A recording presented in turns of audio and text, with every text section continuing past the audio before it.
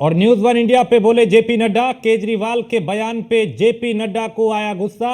Exclusive बातचीत में JP Nadda ने कही बड़ी बात। एडिटर इन चीफ अनुराग चड्ढा से बात करते हुए कहा, सीएम योगी को लेकर जेपी नड्डा का बड़ा बयान कि यूपी के मुख्यमंत्री योगी सबसे बेहतर सीएम हैं, जेपी नड्डा ने कहा। और सीएम योगी को हटाने का सवाल ही नहीं उठता। हमारी पार्टी इस तरह से नहीं चलती।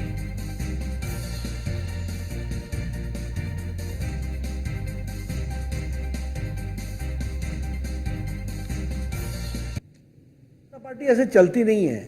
तुम जैसे अपने साथियों को निकालते रहते हो, इसलिए तुमको लगता है सब इसी तरीके से करते हो। और योगी जी हमारे बहुत सीनियर नेता हैं, बहुत तगड़े नेता हैं, अच्छे प्रशासक हैं। उत्तर प्रदेश अच्छे ढंग से चल रहा है, ये कभी सोचा भी नहीं है और नहीं इस तरीके की बात भारतीय जनता पार्टी सोचती है। ऐसा है, भारतीय जनता पार्टी ऐसे चलती नहीं है। तुम जैसे अपने साथियों को। तो जेपी नड्डा को आपने सुना न्यूज वन इंडिया पे। न्यूज वन इंडिया के एडिटर इन चीफ अनुराग चड्ढा जी से बातचीत में जेपी नड्डा ने कई बातों का जिक्र किया, कई सवालों का जवाब दिया। और सबसे बड़ी बात यह कि योगी आदित्यनाथ को लेकर जो दिल्ली के मुखिया अरविंद केजरीवाल ने कहा था, जब इसको लेकर उनसे सवाल पूछा गया तो उन्हें केजरीवाल पे गुस्सा आया और उन्होंने कहा कि सवाल ही नहीं उठता, हमारी पार्टी इस तरह से नहीं चलती। योगी आदित्यनाथ हमारे नेता हैं और सबसे बेहतर सीएम भी। तो यह अपने आप में बहुत बड़ी बात एक मुख्यमंत्री के लिए कि पार्टी के राष्ट्रीय अध्यक्ष उनको यह कह रहे हैं कि वो सबसे बेहतर सीएम है, तो उन्हें हटाने का सवाल ही नहीं उठता। तो यूपी के मुखिया योगी सबसे बेहतर सीएम, ये जेपी नड्डा ने कहा। और सीएम योगी को हटाने का सवाल ही नहीं उठता, हमारी पार्टी इस तरह से नहीं चलती।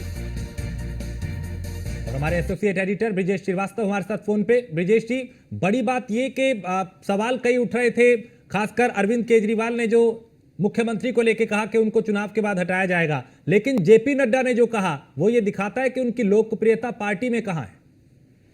देखिए राजेश, सबसे बड़ी बात यह है कि प्रधानमंत्री नरेंद्र मोदी के बाद इस पूरे लोकसभा चुनाव में सबसे ज्यादा जनसभाएं करने का, सबसे ज्यादा रोड शो करने का जिम्मा मुख्यमंत्री योगी आदित्यनाथ के हाथों में था। ये अपने आप में बताता, आप सोचिए 65 दिन में 204 जनसभाएं की हैं मुख्यमंत्री योगी आदित्यनाथ ने। ये अपने आप में बताता है कि किस तरीके से उनकी लोकप्रियता है। और जेपी नड्डा ने आज जो बयान दिया है वो अपने आप में बेहद अहम है। जिस तरीके से पूरे चुनाव में अरविंद केजरीवाल ने डिवाइड एंड रूल की पॉलिटिक्स को अपनाने की कोशिश की, ये नैरेटिव सेट करने की कोशिश की कि अगर तीसरी बार प्रधानमंत्री नरेंद्र मोदी सत्ता में आ गए तो मुख्यमंत्री योगी आदित्यनाथ यूपी के मुख्यमंत्री नहीं रहेंगे, ये नैरेटिव बनाने की कोशिश की। तो आज स्ट्रांगली कंडेम किया है जेपी नड्डा ने, साफ तौर पर कहा है कि सबसे बेहतर मुख्यमंत्री है। और वाकई में आप देखिए, उत्तर प्रदेश ही नहीं, केवल देश के अलग अलग कोने में, आप पूरब से पश्चिम तक, उत्तर से दक्षिण तक, आप कहीं पर भी आप देखिए, आपको योगी का बुलडोजर दिखाई दे जाएगा। योगी आदित्यनाथ के नाम के चर्चे आपको जरूर दिखाई देंगे। जन जन में और सरकारों में जो है कहीं ना कहीं योगी आदित्यनाथ के नाम का डंका बजता है। और जेपी नड्डा ने जो कहा है कि योगी आदित्यनाथ सबसे बेस्ट सीएम है, तो वाकई में वो सबसे बेस्ट सीएम है। पार्टी ने उनको वो मौका भी दिया है और पार्टी को जो है उन्होंने निराश भी नहीं किया। आप ट्रैक रिकॉर्ड उठा करके देखिए, इससे पहले के भी तमाम चुनावों में जिस जिस राज्य में भी योगी आदित्यनाथ चुनाव प्रचार में गए हैं, जहां जहां वो जनसभाओं के लिए गए हैं, वहां उनका 70-80% जो है विनिंग रिकॉर्ड है। ये बताता है कि उनकी लोकप्रियता कैसी है।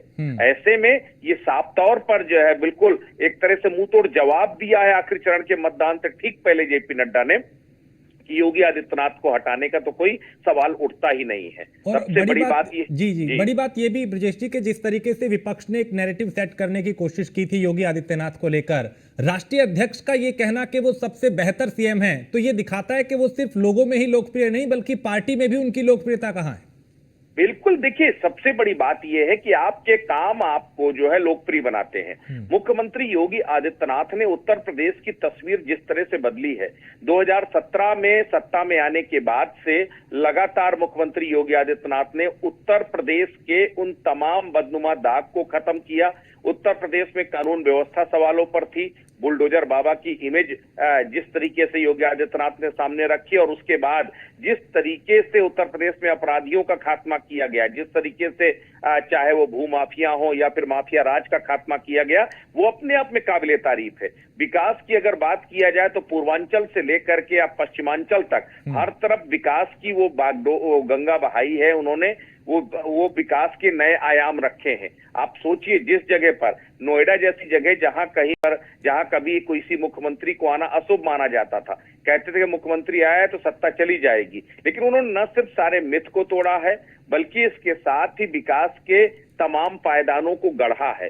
तो अब एक राज्य के मुख्यमंत्री के लिए आखिर और क्या चाहिए? उत्तर प्रदेश देश का सबसे बड़ा सूबा ही नहीं है, सबसे बड़ी उम्मीदों का प्रदेश भी है और सबसे ज्यादा अपेक्षाएं भी उत्तर प्रदेश के मुख्यमंत्री से होती हैं। तो न सिर्फ योगी आदित्यनाथ ने उन अपेक्षाओं को पूरा किया है, जनता की उन आकांक्षाओं को, उन उम्मीदों को पूरा किया है, इसके साथ ही विकास के नए आयाम भी गढ़े हैं।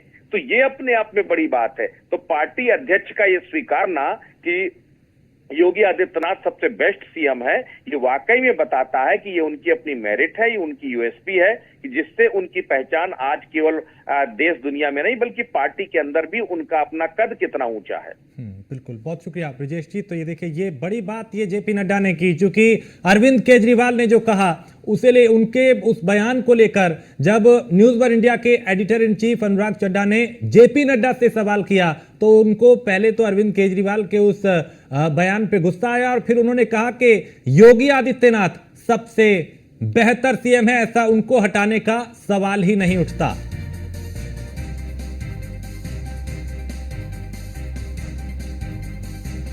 और इस वक्त न्यूज रूम से हमारे साथ हमारे असिस्टेंट एडिटर हेमंत केवलिया हमारे साथ जुड़ चुके हैं। हेमंत जी, मुख्यमंत्री को लेकर विपक्ष जो नैरेटिव सेट कर रहा था, आज जो राष्ट्रीय अध्यक्ष हैं उन्होंने साफ कर दिया कि योगी आदित्यनाथ को हटाने का सवाल ही नहीं, वो सबसे बेहतर सीएम है। हाँ बिल्कुल राजेश, ये एकदम स्पष्ट हो गई और दिल्ली से ये मैसेज जो है वो तमाम उन लोगों तक पहुंच गया, या फिर ये कहें कि जो लगातार इस तरीके का परसेप्शन क्रिएट करने का प्रयास कर रहे थे चुनावों के दरमियान, खासकर अरविंद केजरीवाल का अगर हम जिक्र करें, क्योंकि जैसे ही वो जेल से बाहर निकले उसके बाद एक बड़ा बयान उनकी ओर से दिया गया और ये तक परसेप्शन क्रिएट करने की कोशिश की गई कि उत्तर प्रदेश के जो मुख्यमंत्री हैं वो मुख्यमंत्री नहीं रहेंगे। ये एक बड़ा बयान था जिसको दरअसल भुनाने का प्रयास भी किया और एक इमोशनली कहीं ना कहीं लोगों को कनेक्ट करने की कोशिश वो करना चाहते थे। जो उनका एक थीम थी वो यही थी कि योगी आदित्यनाथ को पीछे करना चाहती है ये दो जोड़ी, अमित शाह और देश के प्रधानमंत्री नरेंद्र मोदी को लेकर सीधा वो कटाक्ष कर रहे थे।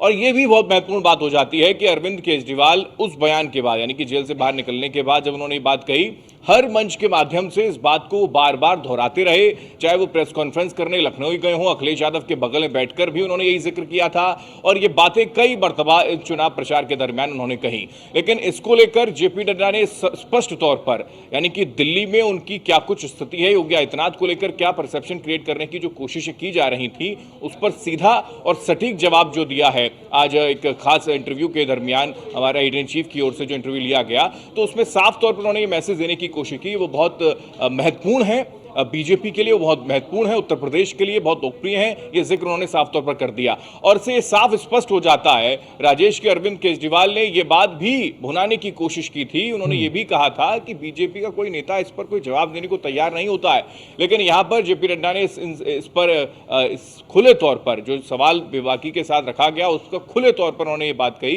कि योगी आदित्यनाथ बहुत महत्वपूर्ण है उत्तर प्रदेश के लिहाज से और बीजेपी के लिहाज से। और हेमंत जी, चूंकि सिर्फ इतना ही नहीं, उन्होंने जब ये कहा कि वो सबसे बेहतर सीएम हैं तो ये दिखाता है कि देश का सबसे बड़ा सूबा जहां पे कई चुनौतियां हैं वहां के सिस्टम को बेहतर करके उन्होंने एक उदाहरण पेश किया है दूसरे राज्यों के लिए कि सबसे बेहतर सीएम है योगी आदित्यनाथ। हाँ बिल्कुल, क्योंकि उनकी छवि को एक परसेप्शन क्रिएट करने का जो प्रयास विपक्षी दल के नेता की ओर से किया जा रहा था, क्योंकि मुद्दे नहीं, खासकर बीजेपी के जब प्रवक्ताओं से पूछा जाए या फिर बीजेपी के तमाम नेताओं से पूछा जाए कि आखिर ये ऐसा क्यों परसेप्शन क्रिएट करने की कोशिश कर रहे हैं, तो सीधा जिक्र दरअसल यही था, यही उनकी ओर से कहा जाता था कि उनके पास अब मुद्दे हैं नहीं और यही वजह है कि इन्हीं मुद्दों के सहारे ही वो चुनावी व्यथनी पार करना चाहते हैं। और इसी का माकूल जवाब राष्ट्रीय अध्यक्ष जेपी नड्डा की ओर से जो दिया गया, उन्होंने साफ तौर पर इशारा कर दिया कि वो बहुत महत्वपूर्ण है, और उसके साथ साथ जो उनकी यूएसपी है, यानी कि उत्तर प्रदेश के अंदर यूएसपी जो उन्होंने सेट की है, कानून व्यवस्था जो न केवल उत्तर प्रदेश में सेट है बल्कि पूरे देश में वो विख्यात हो चला है, और यही बात उनकी ओर से दोहराई गई। तो ये स्पष्ट हो जाता है कि अरविंद केजरीवाल या फिर पक्ष के कई नेता कुछ भी परसेप्शन क्रिएट करने का प्रयास करें या फिर भ्रम में डालने की लोगों को कोशिश करें जनता को लेकर, क्योंकि ये सवाल विपक्षियों की ओर से जो उठाया बार बार जा रहा था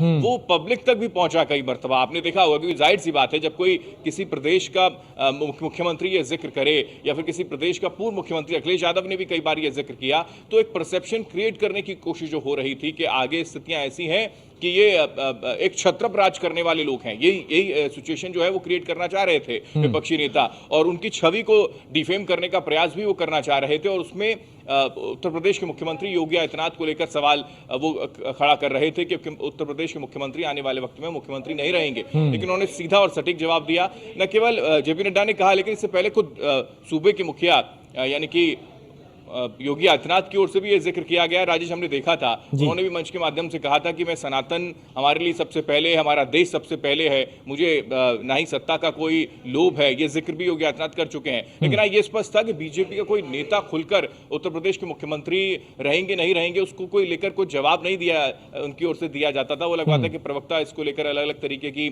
चुटकी लें विपक्षी नेताओं को लेकर, लेकिन ये एक बड़ी जानकारी और एक बड़ी बात जो है जेपी नड्डा की ओर से कही गई। और चूंकि हमने पूरे चुनाव प्रचार में हेमंत जी देखा कि अगर प्रधानमंत्री नरेंद्र मोदी के बाद किसी ने सबसे ज्यादा सभाएं सम्मेलन किए तो वो दूसरा नंबर योगी आदित्यनाथ का आता है। वो दिखाता है कि देश में उनकी लोकप्रियता कितनी है। लेकिन राष्ट्रीय अध्यक्ष का कहना कि वो सबसे बेहतर सीएम है, ये दिखाता है कि पार्टी के अंदर भी उनका कद कहां पे है। बिल्कुल, न केवल सरकार बल्कि संगठन में कितनी वो अपना कद बनाकर उन्होंने रखा है, ये बहुत महत्वपूर्ण हो जाता है। जैसे कि आपने भी कहा, और ये बात बिल्कुल स्पष्ट भी है कि उत्तर प्रदेश के मुख्यमंत्री योगी आदित्यनाथ ने ताबड़तोड़ रैलियां की हैं, ताबड़तोड़ जनसभाएं की हैं, उन क्षेत्रों तक भी वो पहुंचे हैं जहां पर कई केंद्रीय मंत्री जो नहीं पहुंचे। हो सकता है कि ऐसी कई सीट भी रही है, ऐसी कई सीट है, और जाहिर सी बात है कि देश के प्रधानमंत्री का शेड्यूल तो खैर बिजी था, देश के अलग अलग कोने में वो जाकर प्रचार कर रहे थे। खुद देश के प्रधानमंत्री वहां नहीं पहुंचे, लेकिन वहां उत्तर प्रदेश के अंदर योगी आदित्यनाथ पहुंचे और अपने पक्ष में माहौल बनाने का प्रयास उनकी ओर से लगातार किया गया है। पहले चरण से लेकर 7वें चरण तक जो प्रयास उनकी ओर से किया गया है, 200 से ज्यादा रैलियां अगर की हैं, 400 पार का जो एक माइंडसेट तैयार किया गया है, तो उसमें बड़ा योगदान योगी आदित्यनाथ का है कि 200 रैलियां अगर वो कर रहे हैं, जनसभाएं कर रहे हैं, लगातार प्रचार कर रहे हैं, और एक ही दिन में कई जनसभाएं, कई रैलियां अगर उनकी ओर से की गई हैं, तो एक अपने पक्ष में, बीजेपी के पक्ष में माहौल बनाने की पूरी कोशिश उनकी ओर से की गई। और यही वजह है कि वो पकड़ सरकार तक तो है ही, सरकार सिस्टम को दुरुस्त करने की दिशा में, क्योंकि आपको ध्यान होगा राजेश, देश के प्रधानमंत्री नरेंद्र मोदी भी कई बार सूबे के मुखिया योगी आदित्यनाथ की तारीफ कर चुके हैं, उनके कानून व्यवस्था को लेकर, माफिया राज के अंत को लेकर कई बातें मंच के माध्यम से वो खुद पीठ थपथपाते नजर आते हैं। और यही एक वजह है कि उनका जो कद है, उनकी जो लोकप्रियता है, न केवल देश प्रदेश में, दुनिया में भी है। बुलडोजर बाबा के नाम से देश दुनिया में भी उनको जाना जाता है। और उसके साथ साथ अब ये स्थिति है कि संगठन के अंदर भी एक बड़ी पकड़ योगी आदित्यनाथ को लेकर स्पष्ट तौर पर समझी जा सकती है, क्योंकि उसी पार्टी का राष्ट्रीय अध्यक्ष ये जिक्र करे कि वो बहुत लोकप्रिय है, बहुत महत्वपूर्ण है, उत्तर प्रदेश के लिहाज से ही नहीं बल्कि देश के लिहाज से भी, तो ये बहुत अपने आप में बहुत बड़ी बात हो जाती है। और ये एक करारा जवाब विपक्ष को भी है, जो नैरेटिव सेट कर रहा था योगी आदित्यनाथ को लेकर। राष्ट्रीय अध्यक्ष ने कह के कहीं ना कहीं उनको भी करारा जवाब दिया। बिल्कुल ये स्पष्ट है, क्योंकि ये जो परसेप्शन क्रिएट करने की कोशिश आप लगातार करते रहें, और जो अनुशासन बीजेपी पार्टी के अंदर है वो बार बार निकलकर इसी तरीके से सामने आता है। यही वजह है कि जब राष्ट्रीय अध्यक्ष ये जिक्र करें कि वो बहुत महत्वपूर्ण है और बहुत लोकप्रिय है और हमारी सरकार के लिए, संगठन के लिए बड़ा योगदान उनका है, तो ये साफ तौर पर समझा जा सकता है कि आप कितने भी नैरेटिव सेट कर लें, आप कितने भी परसेप्शन क्रिएट करने का प्रयास जनता के बीच में जाकर कर लें, लेकिन अंदर खाने स्थितियां क्या है वो हर कोई जानता है। और यही वजह है कि जेपी नड्डा की ओर से ये जिक्र, राष्ट्रीय अध्यक्ष की ओर से ये जिक्र किया गया। आप मेरे साथ बने रहिए। लखनऊ से नीलेश भी हमारे साथ जुड़ चुके हैं। नीलेश, योगी आदित्यनाथ को लेके विपक्ष के कई नेताओं ने कई तरह की बयानबाजियां की थी। अरविंद केजरीवाल ने तो यहां तक कह दिया था कि चुनाव के बाद उनको हटा दिया जाएगा, लेकिन आज जेपी नड्डा ने जो कहा वो एक बड़ा संदेश है विपक्ष के लिए भी। देखिए राजेश, बिल्कुल, अगर जेपी नड्डा ने ये स्पष्ट किया है कि चुनाव के बाद योगी आदित्यनाथ को नहीं हटाया जाएगा, तो बिल्कुल सही है, क्योंकि जिस तरीके से उत्तर प्रदेश की राजनीति की अगर हम बात करें चाहे वो अखिलेश यादव हो या अरविंद केजरीवाल ने जब संयुक्त प्रेस कॉन्फ्रेंस अखिलेश यादव के साथ की थी तो उन्होंने साफ तौर पे कहा था कि चुनाव के बाद योगी आदित्यनाथ को सीएम के पद से हटाया जाएगा। लेकिन राजेश, अगर हम उत्तर प्रदेश की सियासत की बात करें तो 2017 का विधानसभा का चुनाव आपको याद होगा, जिस दौरान तमाम कयास लगाए जा रहे थे कि योगी आदित्यनाथ की लोकप्रियता एक तरफ थी, जहां पर ताबड़तोड़ रैलियां योगी आदित्यनाथ की तरफ से की जा रही थी, दूसरी ओर कयास लगाए जा रहे थे कि उत्तर प्रदेश में जो सीएम का चेहरा होगा वो AK शर्मा हो सकते हैं या केशव प्रसाद मौर्य हो सकते हैं। लेकिन उन कयासों का खंडन करते हुए भारतीय जनता पार्टी का जो संगठन है उन्होंने योगी आदित्यनाथ को सत्ता में काबिज किया। और जब 2019 में फिर से जब चुनाव हुआ तो उस दौरान देखने को मिला कि बाबा का जो बुलडोजर था वो कहीं ना कहीं उत्तर प्रदेश में माफियाओं के छाती पर चढ़कर बोल रहा था, उसी का नतीजा था कि बेहतर परिणाम उत्तर प्रदेश से निकले। और 2022 का जब विधानसभा चुनाव हुआ उस दौरान भी देखने को मिला कि प्रधानमंत्री नरेंद्र मोदी की बात करें, गृह मंत्री अमित शाह की बात करें।